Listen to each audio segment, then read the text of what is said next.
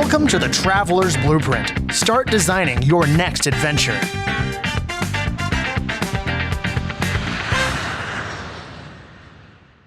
Welcome, Traveler's Blueprint community. I'm Elliot Shibley, and here with me in perpetuity is the refreshing Robert DiMenna.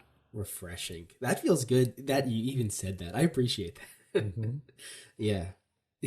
Welcome to the Traveler's Blueprint podcast for this month's the last Traveler Bites, the Travel Bites of the year, right? Yeah. So technically it's already 2021, but we're going to recap one more time the chaos that was 2020 as it relates to travel. And we have some interesting topics on board today. Elliot, what do we have going on? Well, a few of our topics today are going to be more U.S. state travel restrictions, and we'll look at some of the states closest to us and closest to our listeners, 2021 travel forecast, and what's been dubbed the Vaxication, and we'll talk more about that later. And then we'll get into an American teen that was jailed for violating quarantine in the Cayman Islands and how she got her sentence reduced. And that sounds like the entire story, but there may be more to it. We'll talk about how a Los Angeles airplane pilot finally captured video of the elusive jetpack man. Finally have video of it. Yeah. And we'll be looking and discussing the digital vaccine passport, similar to the old yellow one that I showed in a previous episode, but it'll be on your phone and it'll be tied to you as a person. And then lastly, with 2021 being such a trash fire, we'll talk about 16 really good things that happened in the travel world in 2020. There is a silver lining in some cases. So yeah. And Bob, what do we have going on behind the scenes before we actually get into the show? We have a lot going on behind the scenes, Elliot. Thank you for asking. So right now you can book our Traveler Blueprint video tutorials where you'll get help through the voice of myself and Elliot on how you can book your trip. It breaks down urban navigation, airfare booking, helps you understand how to find information on the social norms, be a thoughtful traveler. What else is in there? There's safety, there's security, and there's sifting through the plethora of research blogs and other various online tools to figure out which restaurant to go to and what sites to see. Right. And I want to say that this idea came to fruition because this is the exact method that I use to plan my own trips. And this is all the information, and this is the exact way I would create the itineraries that we've mentioned on the podcast tend to be quite detailed in some circumstances. And so what Elliot and I did was compiled the process into a 5-part video tutorial. I think it's 10 to 15 minutes each is fair to say per video. An hour to an hour 15 in total. And it just breaks it down. If you watch them and take notes or don't take notes, you'll gain information on how to plan your trips, and it could save you a lot of money if you were the type to go for a travel agent, and it'll save you a lot of time if you were the type to plan your own trips. So that will be available, not quite today, but in the near future, maybe a week to 2 weeks for $25, and you can access that through our website. It is hosted by Thinkific, which is basically a tutorial course, and it is built for your learning experience. Yeah, we hope you enjoy it. We hope you enjoy animated Elliot and Bob too, because it's very fun to create. It was, yeah. So in addition to that, I just want to run through a few more things very quickly. We offer a service that essentially helps you book cheaper airfare. We only charge 20% of the savings that you would get, and we would establish what a base ticket would cost, and then would deduct our invoice, I guess, from the savings. So that is a route you could take if you want help booking cheap airfare. In addition to that, we have the Travel Roundtable series that's running the last Monday of every month. 6 people. They're always really great conversations. They're always a lot of fun to do. And we hope they're a lot of fun to listen to. I think generally people are really enjoying them, so we're going to keep doing informative. I found them to be extremely informative. Beyond just like the travel stories that we have, which are always inspirational and help you get motivated to travel, but these actually help you perform the travel and research it and maybe experience new things. They're typically educational, and I think there's something about the group discussion that's really beneficial to the topic. Yes. So we have that going on. Let's see, what else? What else do I want to run through? I think lastly, if you want to follow along with our posts, just join us on Instagram or Facebook or our private Facebook group called the Traveler's Blueprint Community. That's where we post the pictures to coincide with our conversations. You can comment there, you can engage with us, you can ask us questions, or just tell us we did a great job, whatever it is. But that's probably the easiest way. We love positive feedback, but we will handle negative feedback if it's constructive. Yeah. So that's it. I think the last thing we want to do is give a shout out to most importantly two very special people. First, Karen. Karen, if you're listening to this, thank you so much for your feedback. You know how much feedback you've given us, and we really appreciate it. It's so really, much. Yeah, and from just the content of the podcast to general travel discussions with you, we really enjoy it. Thank you for contacting us, and we look forward to an ongoing relationship with you. Yeah, and secondly, I want to thank Dan. You have been very helpful in reviewing our Traveler's Blueprint tutorial courses and picking up some very obvious errors that neither Bob nor myself picked up in our initial run through. So thank you for that, and thank you for your diligence in actually going through all of the tutorials and providing some feedback. Much appreciated. So, now that all of that stuff is behind us, let's get into the first article, Bob. All right, state travel restrictions. You want to get us kicked off with what California is doing? Yeah, I mean, what I do want to say before we jump into it is the link to this is in their show notes. So check it out through there if we don't list your state. And generally speaking, there hasn't been too many changes to the general quarantine restrictions for COVID. So California has no inbound restrictions, but they do have a stay-at-home order issued that they did on December 3rd. And no hotel or lodging entity in California shall accept or honor out-of-state reservations for non-essential travel. And that's pretty significant. So it's really interesting. I mean, you can't go in and enjoy California at the moment for vacation. Yeah, and it should be caveated that the no restrictions for inbound travel is that you can still travel into the state, but as you can see, if you're staying at a hotel or you're staying at some kind of lodging, you're going to have restrictions imposed that way, not when you cross the state line. Right. And so another important state to us is New Jersey, and travelers from any U.S. state or territory beyond New Jersey's immediate region, so that includes New York, Connecticut, Pennsylvania, and Delaware, they are advised to self-quarantine, which isn't much different than it used to be, and that is for 10 days if they haven't been tested. But if they test negative, then they do not have to quarantine. Oh, sorry. If you test negative, you only have to quarantine for 7 days. Yeah, and so New York, there's a 14-day mandatory quarantine period. It's for non-contiguous travel, you must complete a mandatory 14-day quarantine period. There is an option to test out of quarantine by taking a test at the origin point within 72 hours of your departure. And if you do end up traveling into New York City, you can quarantine there for 3 days upon arrival and then test out again on day 4 and hopefully enjoy your time there if it's negative. So travelers covered under this advisory must also complete a travel health form, and anyone who leaves the airport after arriving without completing the form is subject to a $10,000 fine. That's kind of a big deal. Yeah, it is. That just increased your travel costs a lot.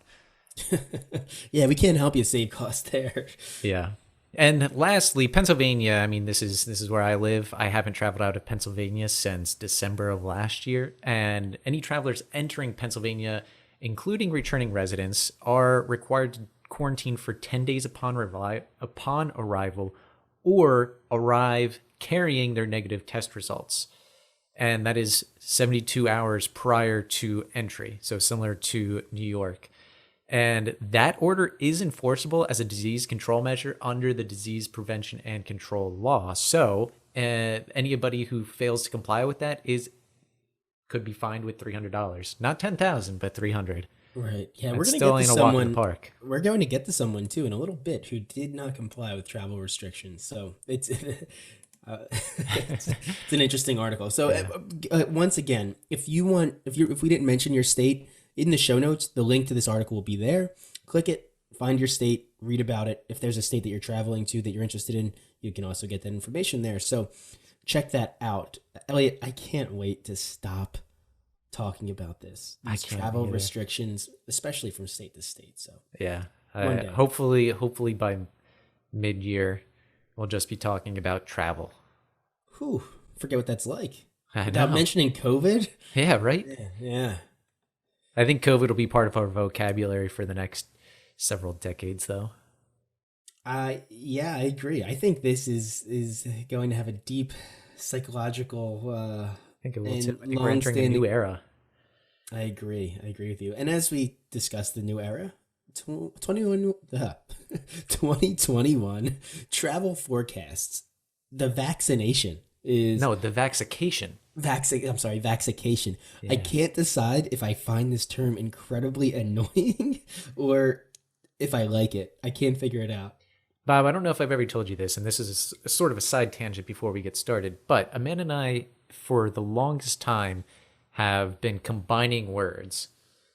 I knew that. We never really had a discussion on it, but go ahead. I knew that. And it's something that we've always thought was really funny, and we still do it to this day. Most people don't find it that funny, but Amanda and I do, and this is something that falls right into that category, So and you I'm love very it. happy with it. Yeah, I love You it. love So it. what we call it is bungwage, bunch language. And I think there's a real term for it, but I don't remember it off the top of my head because it doesn't sound as good as bungwage. Well, so I should say, it's not the fact that it's two words bunched together that annoys me.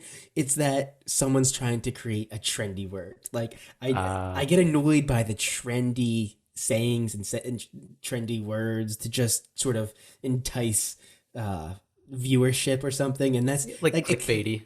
Yeah, and that kind of feels like, oh, what is a vaxication? And I don't know. That's just my own personal opinion. But what is a That's okay. vaxication, Elliot? Well, it's basically people getting away once they have their vaccine. Yeah, that's it, right? Yeah. It's getting your vaccine and then being able to go on your vacation. Yep. And this is a no-brainer. Obviously, travel's going to pick up for those people who are vaccinated and can prove that they've had the vaccination much earlier than the people who haven't. Yeah. I imagine if you don't get vaccinated, you're still going to have to jump through the hoops and provide a non-positive test and all that good stuff. So, Yep. Part of this 2021 travel forecast, in this article, the writer believes that road trips are going to rule the vacation trend. And I think for the most part, that's true. And that is a lot easier for us on the East Coast to do since we have so much more nearby within driving distance compared to people on the West Coast or even in the Midwest. yeah, and I think people on the East Coast are going to be more eager to go on road trips because right now, especially in the wintertime, all we have are cities. There's not a lot to do. Like if I lived in Boulder, Colorado or Denver, Colorado, you can just drive out into the mountains. Now, granted, it's wintertime there too and very cold, but you could still do it. If I lived in Southern California, I would have spent a majority of this time, this COVID time, out in Yellowstone or, I'm sorry, Yosemite. Yeah. Or, That's Death Valley. still quite a drive from people in any of the populated areas of California. It is, but they have it so much better. That's what you think. With Grass the isn't natural always environment. greener. As far as the natural environment goes, the West Coast has way greener grass than us in the Mid-Atlantic. Hey, we've got the Appalachian Trail. Exactly, yeah, so it's still greener over there. Part of this trend also in 2021 is that airfare will pick up probably at the end of Q2, so maybe end of May, beginning of June, and That then makes sense to me. return. I don't think it'll return to a normal or to the levels it was, in 2019, but it will definitely be less than, or it would be way better than it is now, which is, I think, 5% of what it was a year ago. Yeah, so I think that most people the only reason they're not flying is because of the restrictions, not because of the virus. Does that make sense? I think Unfortunately, it does. Yeah, I think that that's really what's holding travel back is the restrictions instilled upon the traveler, not the health concerns associated with the virus. So as soon as people can start traveling again, I think they're going to as quickly as possible. I'm really curious about how the fares, the actual airfare is going to change or be once that starts happening. So I will be too. Get into that in a minute, but Yep. Um, I think hotels are going to be doing well, at least based on this article. Yeah, that makes sense. But they did say in the article was that the hotels in urban areas, so densely populated hotels in New York City and Philadelphia and cities, they might continue to struggle. Whereas the hotels sprawled out in maybe areas closer to national parks or rural areas that people may visit might pick up a little sooner. I imagine that they probably have done fairly well, relatively speaking, compared to a hotel on Fifth Ave in Manhattan where no one's going right now. Probably comparatively, but it's still not Right. great. That's what I would imagine. And similarly to cruises, cruises are still committed to providing excursions for everyone and anyone. Yeah. Good luck. I've never liked cruises, and I don't want to. It's not that I didn't like cruises. So to me, my travel style just doesn't fit. I'm an explorer, and I like to kind of go on my own way. And cruises sort of confine you to a plan set by someone else, and so therefore, I never really got into them. I don't really like how the coronavirus was handled by cruise ships overall when this first hit. It was scary for a lot of those people. There were tons of issues that I really don't feel like getting into again. But No, I don't think we need to relive that. no, not a fan. Not very happy with cruises at the moment. And then lastly, let's talk about something that we rarely talk about in our just general travel podcast world is business travel. I mean, there's a lot of people that just travel not for pleasure or enjoyment, but for work. And it really suffered over the last year. I mean, with the advent of, I mean, obviously the coronavirus has had a major impact, but being able to Zoom with individuals has alleviated that in some regard. But there are a lot of people that are looking at business travel and think that it will be picking back up a lot faster than the rest of the travel world. I disagree. And so a majority of my travel has been through business. And I just don't see how you have a company that has now learned over the past year that they can operate at almost the same level that they were with keeping it with people from home and being able to utilize platforms like Zoom and not send your employees around the country or around the world. As long as productivity remained at a constant or somewhat relatively close to what the constant was, why would you go back to doing that?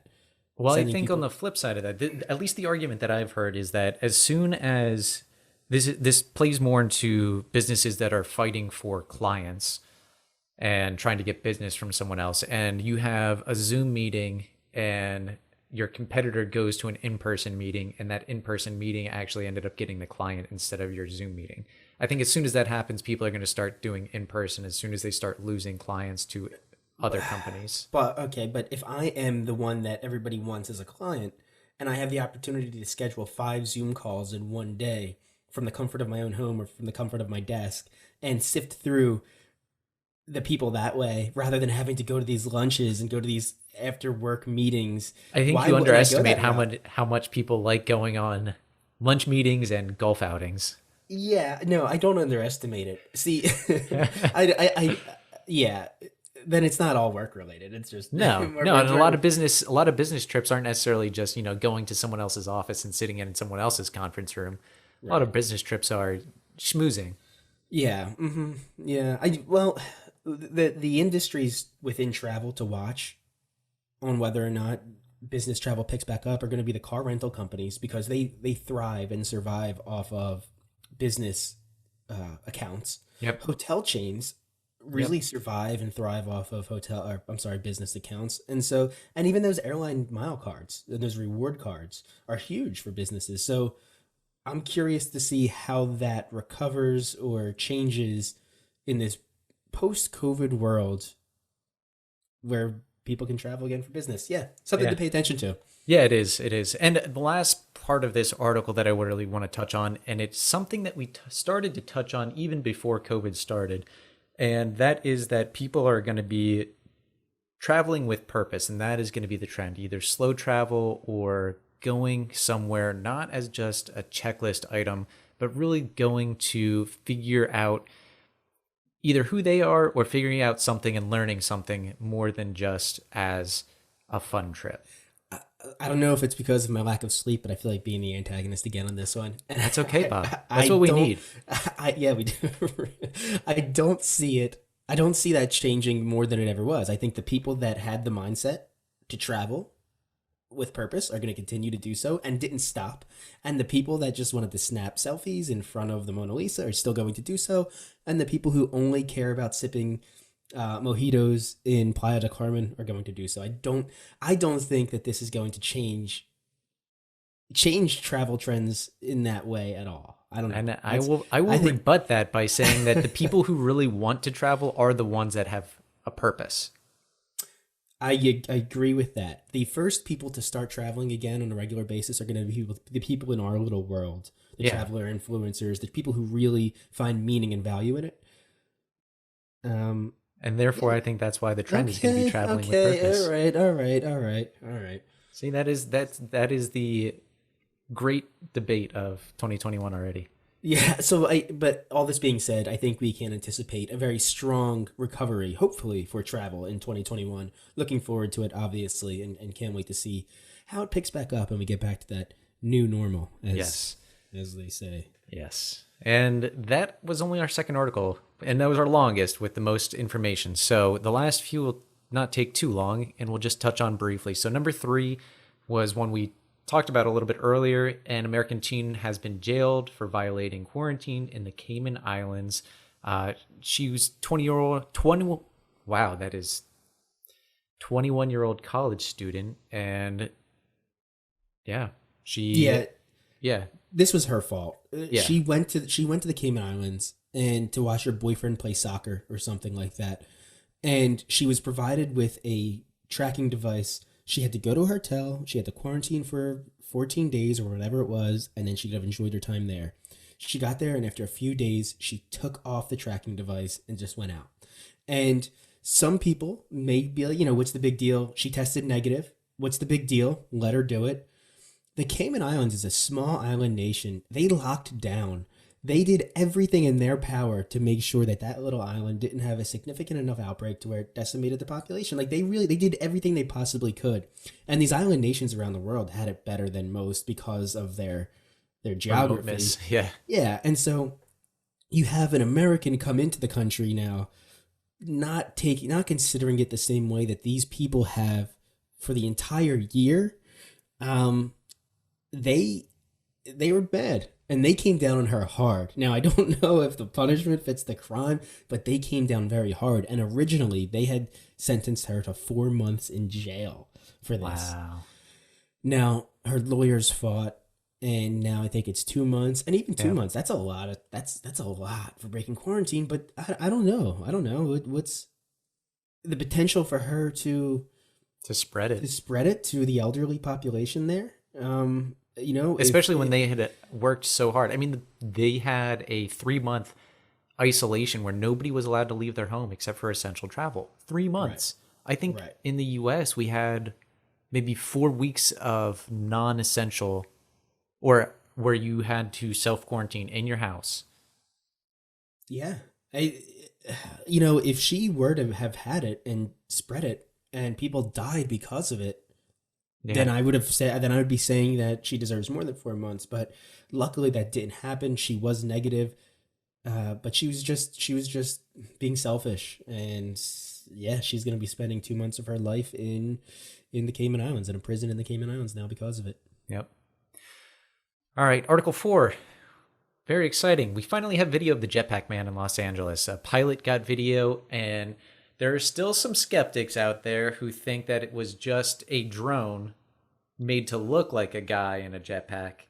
But I'm skeptical of the skeptic. Yeah, I agree with you. So again, if you're listening to this, check out the link in our show notes and you can watch the video. It's a guy in a jetpack. To me, it's still far away, but it looks like a man standing vertically or flying vertically. Like his body is positioned in a vertical way, head at the top, feet at the bottom. He's not flying like Superman or anything, but he's flying horizontally, right? And so it's either a man-shaped drone or a drone-shaped man.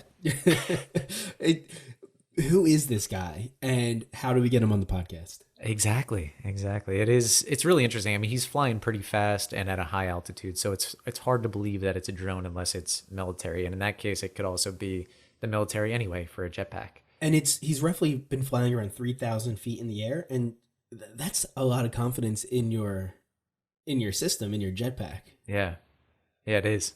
Mm-hmm. Got a either good fuel pack or something's going on there. So this is the third time we've talked about him, and we're not letting it go until we confirm who this dude is. Yeah, and what the real story is. Mm-hmm. I think he deserves the cover of Time magazine. I think he deserves to be on this podcast. most influential person of the Traveler's Blueprint podcast. Of the goes to we'll have an award for that next year. All right. Number 5. Let's get into the digital vaccine passports. Mm-hmm. Yeah, no brainer. Essentially, it's going to be something that you can pull up on your phone, that you can have scanned, I guess, maybe, sort of like how you can have your electronic boarding passes scanned, that just says you were, in fact, vaccinated. I know there's going to be backlash, especially from Americans, probably only, or maybe mostly Americans, about it infringing upon freedoms and privacy and all that stuff. And what I'd say to those people is you already have a passport and you already, you probably take those quizzes on Facebook that essentially sign off all of your information to some random third-party company that you don't even know about. And this is probably one of the safest things you could do with your information, is just put it into a federally backed TSA database that just says, yes, you were vaccinated, or no, you were not. That's really all you're doing. Yep. Yeah, and I'm fine with that. I mean, we already have those yellow cards that we've talked about before. I mean, I think I showed it on one of the previous Travel Bites that has your like typhoid, your yellow fever, all these other vaccines that a lot of countries have mandates for you to enter. And I don't think this is going to be any different. We talked about this as a possibility back in April or May even. Mm-hmm. And now the International Air Transport Association, which has over 200 airlines as a part of it, are now developing this digital vaccine passport so it's standardized. Yeah. And if you want to travel to the EU, to Australia, to New Zealand, to probably most of the countries in Asia, you're going to need it. You're going to need the vaccine. So you pick. Do you want to travel internationally, or do you want to stay in the United States and only go to the Caribbean, which apparently lets anybody in right now? That's really what it comes down to. So I'm done. I can't wait. And I think this goes without saying, but this will probably be for international flights only. I don't think a lot of domestic flights will require a digital vaccine passport. No, I wouldn't imagine so. And this isn't something that's new. I mean, after 9/11, travel changed drastically. It got harder to fly, and there were more restrictions placed on everything and everyone. And if anything, this will actually make it easier to fly. Mm-hmm. Something that I'm actually really curious about is to see how long planes stay as clean as they've been this past year. Right. Will they regress to be disgusting again? Or will we continue with this cleanliness that we've had, this germophobia that is suddenly taken over the population? Do you think that will remain in place? I have no comment. I'll wait to see. Okay. Yeah. All right. I don't think so. I think humans, for some reason, we have very short memories overall. Yeah. Yeah, we do. I mean, I didn't hear about the 1919 influenza until this year. No, isn't it funny? Because pandemics just seemed like something that only happened in the history books. Yeah, right. Bubonic plague. Right. That'll never happen now. No, we have modern medicine. Mm-hmm. Yeah. All right, the last article is 16 really good things. We won't go through all of them, but if you want to go through all of them, we have the link in the show notes. Right. Yeah. And I think one of the big ones to me, New Yorkers coming together, that city got nailed by the pandemic. And obviously, in typical New York fashion, some of the toughest people in this country, they came together. There are videos of New Yorkers, exercising on their balconies together, clapping and cheering on frontline healthcare workers.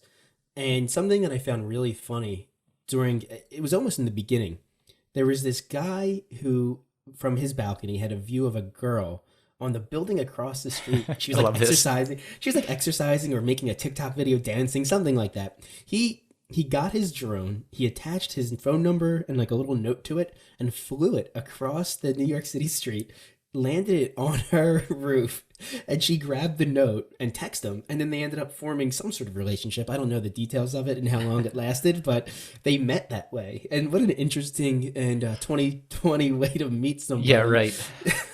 Yeah, if they get married and have kids, that'll be an interesting story to tell their children. They're probably the only ones who have that story to ever exist. Yeah, right.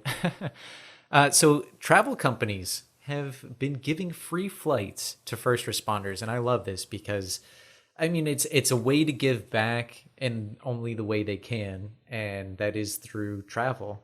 And once this pandemic is, subsided, it'll be really nice for those frontline workers to take that much needed vacation. Mm-hmm. Yeah, and corporations get a bad rap in general. And I know I was just talking smack in the cruise line industry, but when they started offering their cruise ships for hospital beds, that was amazing. Yeah, And- they could be floating hospitals. They're floating cities already. right. And you had Hilton and United Airlines, American Express, everybody was doing what they could to utilize their infrastructure and to help people. And it was pretty awesome to see that happen throughout the year. Yeah. And one of the other trends that 2020 came with in terms of the pandemic and travel was a lot of companies were offering free virtual tours, which was really nice. It just helped get people out of the house virtually and into another environment where they could experience and learn about another destination. And that's something that I hope continues to expand and not regress now that we can get back to travel. I like the idea of just visiting somewhere virtually. And if they can continue to evolve that technology to where it feels even more immersive, I would love it. I would love it. That would be my Saturday night. I would go to Rome and sit on my couch, put on some VR glasses, and visit Rome. Oh, that'd be so awesome. I'm looking forward to that technology evolving. Yep. And one of the greatest silver linings out of this pandemic was, although 95% of us were unable to travel and didn't travel, that lack of travel, that lack of commuting to work every day really reduced our carbon emissions. And it actually helped us fight climate change a bit. And we slowed it down for at least this year. And it is truly amazing. I mean, we've seen, dolphins in the canals in Venice. We've seen wildlife come back to certain parks that haven't been there in a long time. And it's really enlightening. And There's some enheartening. Yeah. It was, yeah. And there are some really funny videos too of animals reclaiming places that were usually overpopulated with tourists. And I think it was somewhere in India where the monkeys, who were normally being fed by tourists on a very regular basis, got very hungry and started like stealing food from people, like attacking people's cars. Oh, wow. Oh yeah, I'll have to send you the video. If you're listening to this and want it, shoot us an email and I'll find it for you. But yeah, really funny stuff. And there was somewhere else in the world where the goats started coming down off the mountains and kind of like walking through the city streets because there were just no humans there anymore. So nature, this is probably a pretty good year for nature, relatively speaking. Yeah. Yep. Yeah. Go ahead. Yeah, so another big win was that a lot of airlines have dropped change fees for, like, not just reduced prices, but completely dropped them. And I am really hoping that trend sticks. I am, again, just not feeling optimistic for this podcast, and I'm saying that it comes back by 2022, maybe 2023. Again, we're going to forget. The airlines want that money. Maybe management changes at the airlines, and they'll reinstate them. I don't see that. There was too much money to be made right there. And so once things are back to normal, people feel safe again, everybody's vaccinated, they're coming back. That's my guess. Yeah, I'm with you on that one. I do have a comment. I think greed is an inevitable curse of humanity. Yeah, there you go. You heard it here. And then lastly, while those airlines were suffering from, travelers lost, they had lots of those in-flight meals that were not being eaten. What did they do with them? They donated it. How much? 200,000 pounds. Yeah, it's incredible. While we give great. the airlines a lot of crap, they sometimes do good things. Yeah, they do. I mean, that's incredible. I'm really happy to hear that. Yeah. And that's it. That wraps up our Travel Bites for December and for 2020. And 2020 is hindsight. let's hope 2021 is way better.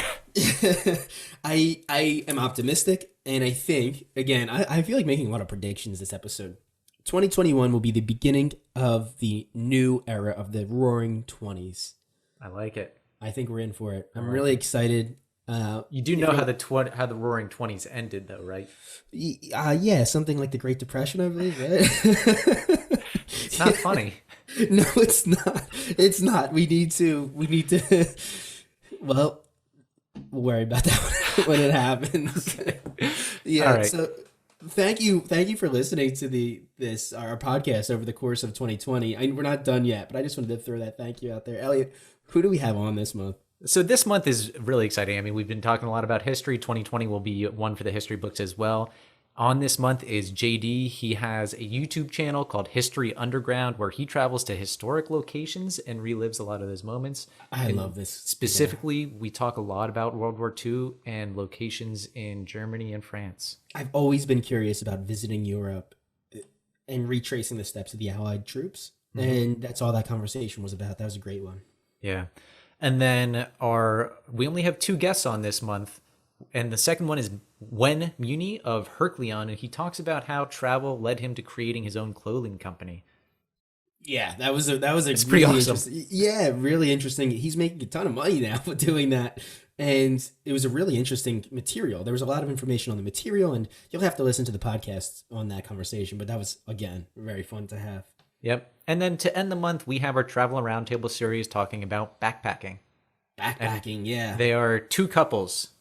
Mm-hmm. The World Wanderers and Not So Bon Voyage both have their own travel podcasts. Both great couples, friends of the show now. Both have already been on our show. Both have already been on. Yeah, that was a great. That was just like a fun conversation, and they're all backpackers, and they had a lot of information to give us. Yeah.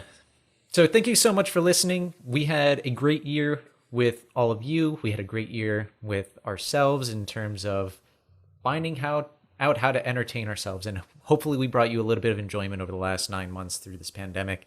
And if you love the show and want to help us or support us in any way you can, for $1 a month, you can support us on Patreon. And that goes towards paying for some of our upkeep fees and subscriptions. And, it's less than a cup of coffee.